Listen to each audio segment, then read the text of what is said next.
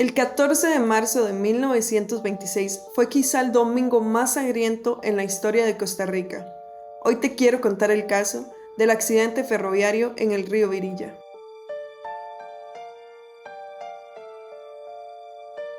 El cura Claudio Bolio Jiménez organizó una feria para recaudar fondos para el hogar de la vejez, el cual inicialmente había sido organizado para llevarse a cabo una semana antes. Sin embargo, como los vecinos de las provincias de Heredia y Alajuela habían pedido a los organizadores contratar un tren especial para poder asistir a las actividades que se iban a llevar a cabo en Cartago, y como la compañía ferroviaria no pudo destinar en ese momento un tren especial para llevarlos a Cartago el día domingo, los organizadores del evento decidieron posponerlo una semana para poder encontrar una solución.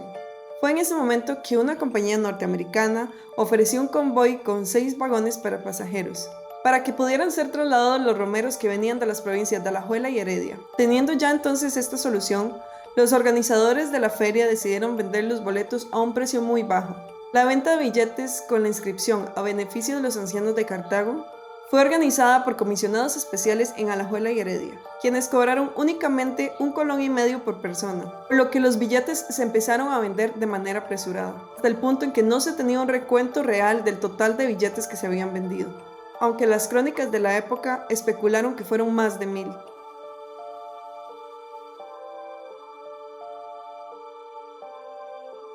Cientos de personas de la provincia de Alajuela emprendieron su camino hacia la estación de tren que se encontraba frente a la estatua de Juan Santamaría. El plan principal de muchos de ellos era simplemente viajar a Cartago, visitar la feria y por último pasar a la Basílica de los Ángeles para cumplir con sus promesas a la negrita. A las 7 de la mañana, la locomotora número 9 arribó a la estación con 3 carros para pasajeros. Y solo bastaron pocos minutos para que estos vagones se llenaran hasta su capacidad máxima. A las 7:30 aproximadamente, el tren parte rumbo a Heredia, conducido por el maquinista Víctor Manuel Calvo. El tren hizo una única parada en San Joaquín de Flores para montar a más pasajeros, y alrededor de las 8 de la mañana llegó a la estación herediana.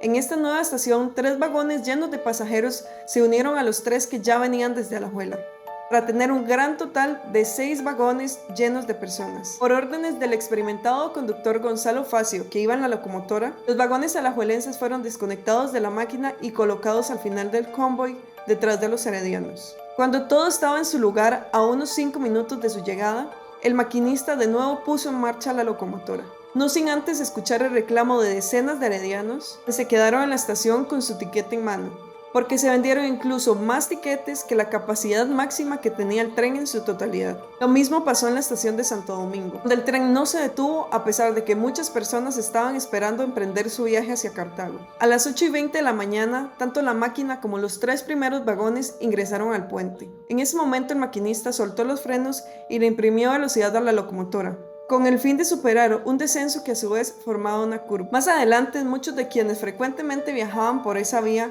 aseguraron que el convoy llevaba una velocidad superior a la que era acostumbrada, e incluso que algunos de los pasajeros pidieron a gritos que por favor se frenaran. La aceleración, sumada a la cantidad excesiva de personas que iban dentro del tren, hizo que el último vagón se inclinara hacia la izquierda en la curva y se saliera de las vías, arrastrando a su vez a los 2 vagones que le precedían. El último vagón quedó sobre un pastizal al lado de las vías del tren. Sin embargo, los otros 2 tuvieron un destino terrible. El penúltimo vagón se ladeó por completo y cayó a una altura de aproximadamente 60 metros en la barranca norte del cañón del río Virilla, matando instantáneamente a todos los pasajeros que se encontraban en su interior. Por su parte, el antepenúltimo vagón chocó contra la estructura del puente y se dobló por la mitad, quedando una parte sobre el puente y la otra colgando en el precipicio. El 16 de marzo, el Diario de Costa Rica reseñó la siguiente crónica. De pronto crujen todas las estructuras, saltan los vidrios, trepidan los carros y los más horrorosos gritos se lanzan por el aire.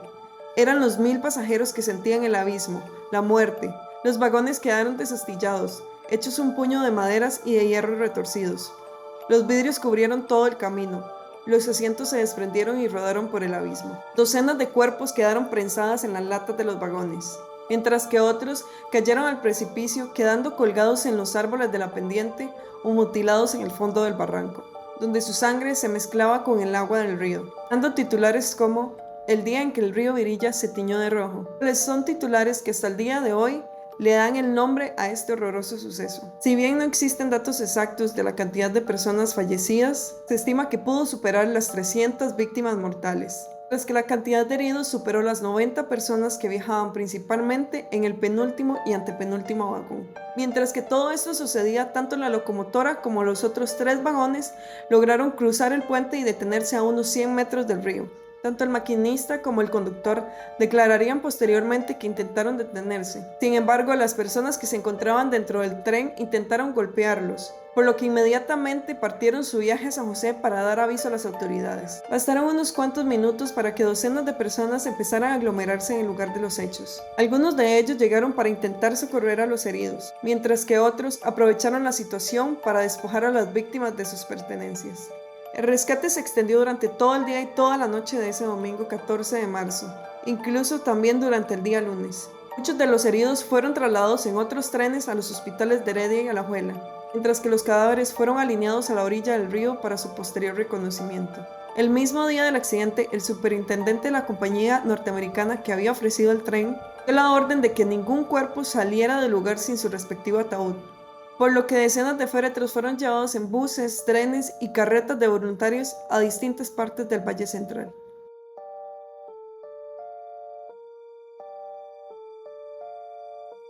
Debido a que los últimos 3 vagones eran los que inicialmente habían salido desde Alajuela, la mayoría de víctimas encontradas eran de esta provincia, por lo que en pueblos como el barrio San José de Alajuela se vivió un gran duelo, ya que en casi todas las familias había una persona fallecida en el trágico accidente. El gobierno, por su parte, declaró un duelo nacional de 3 días debido a la dimensión de la tragedia. Fue así como las banderas ondearon a media asta y tanto cines como bares cerraron sus puertas durante esos días. Incluso gobiernos de diferentes partes del mundo le hicieron llegar sus condolencias a aquellas familias que habían perdido un ser querido el día del accidente. Durante los 10 años posteriores a la tragedia, algunos sobrevivientes y familiares cercanos de las víctimas solicitaron una indemnización a la compañía americana que había puesto los vagones. Y aunque oficial y legalmente esto fue declarado accidente y que la compañía norteamericana no tuvo ninguna responsabilidad, se dice que la compañía aceptó pagar desde 20 colones a una persona que se rompió el brazo hasta 16,000 colones a una madre que había perdido a su hijo en el accidente. Las causas de la tragedia siguen sin tener una respuesta concreta, ya que se destacan diferentes hipótesis, entre ellas que tanto la locomotora como las vías se encontraban en mal estado. Otras personas achacan el hecho al cambio de velocidad que hizo el maquinista durante el descenso y la curva, mientras que otras discuten que el exceso de pasajeros dentro del tren fuera el punto fulminante para que ocurriera la peor tragedia ferroviaria registrada en la historia de Costa Rica.